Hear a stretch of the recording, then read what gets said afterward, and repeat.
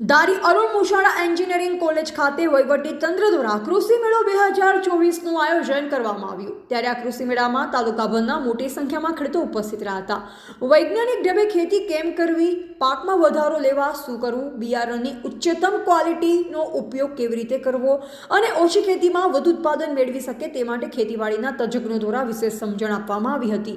ત્યારે કૃષિ મેળામાં વહીવટી તંત્રના તમામ સ્ટોલ પણ રાખવામાં આવ્યા, જેમાં ખેતીવાડી શાખા, બાગાયત શાખા, પશુપાલન શાખા, સામાજિક વનીકરણ વિભાગ, તાલુકા હેલ્થ વિભાગ, આંગણવાડી વિભાગ, મામલતદાર વિભાગ તેમજ અલગ અલગ કંપનીના સ્ટોલો પ્રદર્શન માટે ખુલ્લા મૂકવામાં આવ્યા। ત્યારે પ્રસંગમાં ધારાસભ્ય જેવી કાકડિયાની પ્રેરક ઉપસ્થિતિ વચ્ચે ઉજવવામાં આવ્યો। ત્યારે ધારી પ્રાંતધારી, મામલતદાર અને વહીવટી તંત્રના તમામ અધિકારીઓ, કર્મચારીઓ સહિતના લોકોએ હાજરી આપી। જે કાર્યક્રમ અંતર્ગત બહારથી આવતા ખેડૂતો માટે નાસ્તા અને જમવાની પણ વ્યવસ્થા વહીવટી તંત્ર દ્વારા રાખવામાં આવી।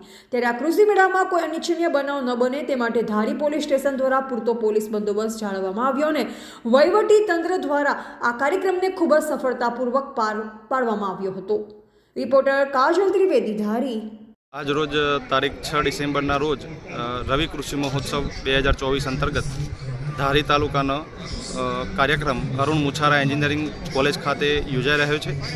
ખૂબ જ બહોળી સંખ્યામાં 500 કરતાં વધુ ખેડૂતો, ભાઈઓ અને બહેનોએ આ કાર્યક્રમમાં ભાગ લઈ રહ્યા છે।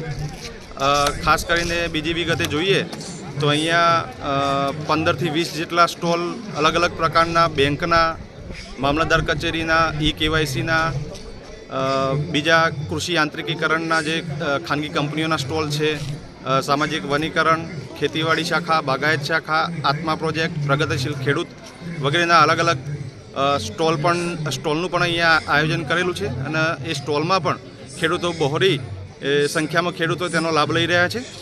અને બીજી કાર્યક્રમની અન્ય વિગતમાં જોઈએ તો બપોર સુધી કાર્યક્રમ આ જગ્યા ઉપર છે અને બપોર પછી વર્કિંગ લંચ કર્યા પછી જે પ્રાકૃતિકનું મોડેલ ફાર્મ છે ચતુરભાઈ રૂડાની, એમના ફાર્મ પર બપોર પછીનો પ્રોગ્રામ એમના ફાર્મ પર રાખેલો છે અને ખેડૂતો, ધારી તાલુકાના ખેડૂતો ખૂબ જ ઉત્સાહભેર આ કાર્યક્રમમાં જોડાયા છે।